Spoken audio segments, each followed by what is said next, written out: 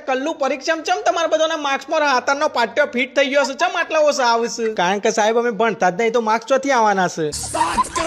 અલ્યા તો ને નડિયાઓ ભણતા ચમ નહીં? અરે પણ સાહેબ ભણ્યા તો તાણ જાણે કોઈ ગેરંટી આલતો હોય કે 20 થી 25 લાખ ની તમને નોકરી મળે. હાલ તો માર્કેટમાં તો નોકરીઓ જ નહીં, તમે ગેરંટી આલતા હોય અમને નોકરી આલવાનું તો અમે ભણીએ. અરે ને ના દિયોરો ગેરંટી નહીં પણ એક આશા તો શક. અરે હું તંબુરો આશા પોતે આમ જામની શોધખોળ કરે છે, જોતા નહીં?